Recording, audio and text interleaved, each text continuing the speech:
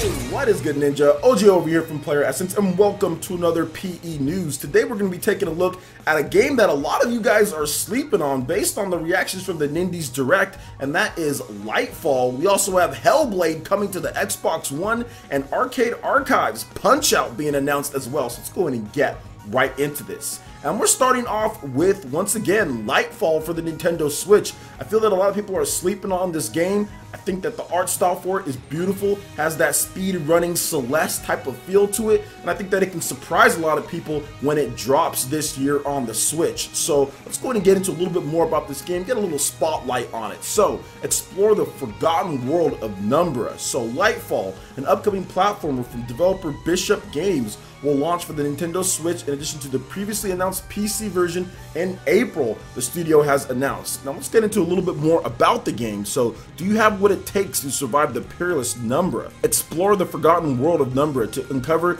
your mysterious past and save the land and its inhabitants from an imminent threat. In this land of eternal night, you will rely on your shadow core to brave the many challenges and foes standing in your way.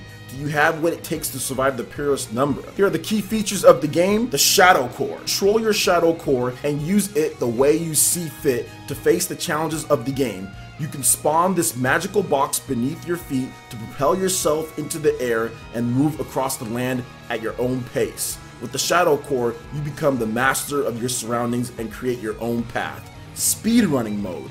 Quench your thirst for competition in the complimentary speed run game mode. Compete with players worldwide and compare your fastest times with theirs on the online leaderboard. Then there's the story mode. Load up Lightfall and immerse yourself in this strange universe where darkness prevails over the light. Strix and the old grumpy owl will act as your sidekick and in-game narrator. Depending on his mood, he will either offer useful advice or bluntly mock your failures. So that's awesome as well. So this is one of the games, once again, I thought people were sleeping on. I had a lot of people saying on Twitter and stuff that there was nothing notable or there was only just one or two notable games, and I definitely disagree based on some of the stuff that I've covered over the past few days or so. I think The Messenger is one of the games that was really good that people are sleeping on. I think this game Lightfall is another independent game that people might be sleeping on as well. It looks beautiful. It looks like a Celeste 2.0 in terms of just the speed running, the style of game, and what you can do. Now obviously that was made by Towerfall in terms of Celeste, the Towerfall creator, so people were more hyped up for that one than this one right here. Lightfall doesn't have that. Fortitude doesn't have that cachet kind of behind the name of the developers who are making it, so it's not getting as much publicity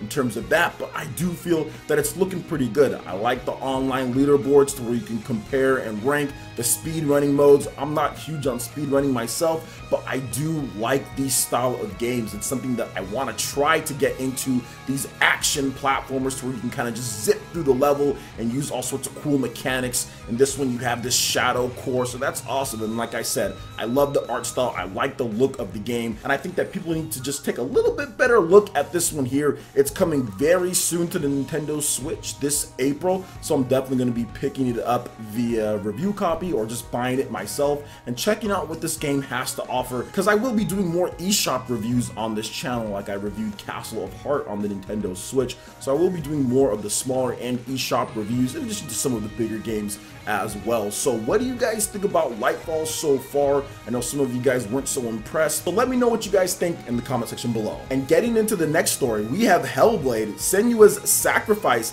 that is coming to the Xbox One on April 11th, and I'm terribly sorry if I'm pronouncing the name of the game wrong. Shoutouts to Ninja Theory out there. They've been doing some good work in this industry for a long time. So you can pre-order or buy early to get a 10% discount as well. So Ninja Theory will release Hellblade, Senua's Sacrifice for the Xbox One on April 11th with Xbox One X enhancements the developer has announced. Now users who pre-order the game or buy it within the first week of release will receive a 10% discount. Now Hellblade, Senua's Sacrifice is now available for the PlayStation 4 and PC, and of course there is a short trailer that you guys can watch, and there's tons of gameplay. This game actually won quite a number of awards at the Game Awards 2017 last year, so I've been somewhat interested in getting my hands on this game. I've had the ability to play it. It's on PS4, it's on PC, and it's not expensive. It was $29.99 on those systems when it launched.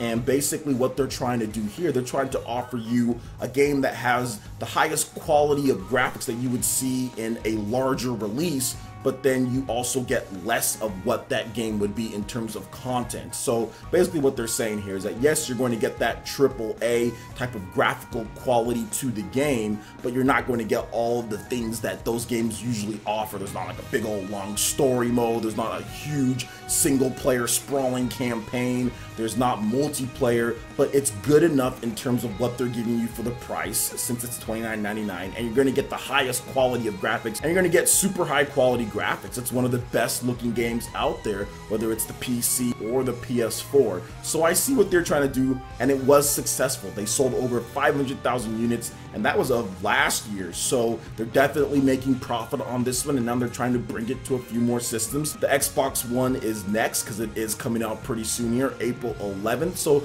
not bad at all, and it has some Xbox One X improvements too. So I'm not huge on this style of game, but maybe I'll try it out at some point. And like I said, it is a good price on there as well. So what do you guys think about Hellblade: Senua's Sacrifice for the Xbox One? I'm thinking about picking it up because I've always liked Ninja Theory. Their games have never been like super great, like to the top of the tier, you know, but I've always played their games, dating all the way back to Heavenly Sword on the PS3. So I'll probably check it out on the Xbox One just to support the developer this time. I skipped the PlayStation 4 release, I skipped the PC release, and I'll probably pick it up on the Xbox One. I don't have an Xbox One X, I have an Xbox One S, so I think it'll be fine on there. So what do you guys think about this? Are you guys planning on picking up Hellblade this time around on the Xbox? Let me know your thoughts in the comment section below. Alright, and moving into the final story here, Arcade Archives is back with vengeance. We've got Punch-Out! Announced for the Nintendo Switch, and this is the arcade port of it. You got that Robotech looking, those Robo lines or whatever it is, those green arcade lines, old school Punch-Out, and you can even play it in an arcade mode, which we'll talk about in just a bit. Now this game is due out on March 30th in Japan. So Hamster released Arcade Archives version of the 1983 released Punch-Out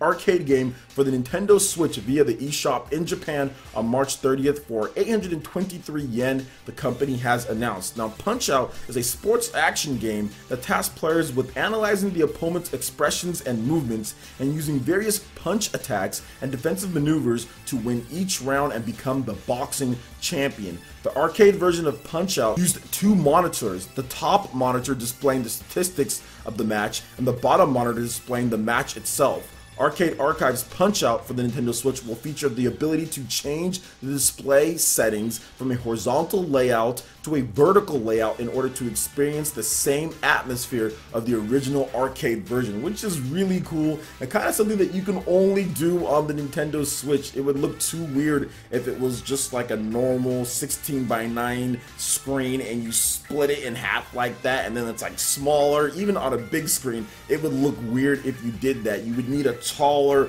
vertical-ish screen that has some height on it, and that's what the Nintendo Switch can offer. You can turn it that way, and you can play the game with the Pro Controller, play the game with the Joy-Cons, or you can just play in portable mode normal. So I do like the fact that they're offering that type of arcade experience and doing the best that they can to simulate that and bring it over to Nintendo Switch. I think that's awesome, and from what we've heard with these Arcade Archives, this has been a gold mine for Hamster. They've been bringing out these games, over like 1 million copies sold across all the different games, and I think that was of last year they were talking about that. So they're doing really well. They're offering them for pretty cheap. You can go back, play some Neo Geo games. You can go back, play some different ones here, arcade titles. There's all sorts of cool stuff coming out for the retro gamers out there. So I do like that about this in terms of what they're doing, and I think that this game is going to be a lot of fun for people who do like the arcade version of Punch-Out. But man, that main character, it's just, this game, man, this game definitely looked a bit funny. Even back then when I first saw it, like in Nintendo Power magazines and all that, it did look a bit funny, and it still looks goofy, but that's the whole thing that they were trying to do. They were trying to do that in terms of making Punch-Out, just the franchise, just look goofy. The characters look funny, and this one definitely looks that way since it's the 1983 arcade version of Punch-Out. So what do you guys think about this in terms of Punch-Out? Also, what do you think about Hellblade on the Xbox One and also the platformer Lightfall? Are people sleeping on this game? Let me know your thoughts in the comment section below. Alright Ninja, that wraps it up for this video here. Go ahead and check out the links in the description below. We've got Facebook, we've got Twitter. Go ahead and give us a like and a follow on our social media. Really helps us spread the content of Player Essence across the interwebs in addition to YouTube. Also, make sure you check out our Patreon, Twitch, and YouTube live gaming page and consider supporting Player Essence. When you do so, it gets you access to all sorts of cool benefits, perks, rewards, emotes, and also PE Arena, where you can play video games with us every Saturday for 4 hours. So it's a lot of cool stuff going on. So check out the links in the description below and consider supporting Player Essence right here on YouTube. Hit that like button if you did like this video. Lets me know you guys want more content like this going forward in the future. And subscribe to Player Essence for the latest RPG, Japanese, and Nintendo gaming news. Thank you so much for watching, and we will catch you Ninja for the next video. Peace.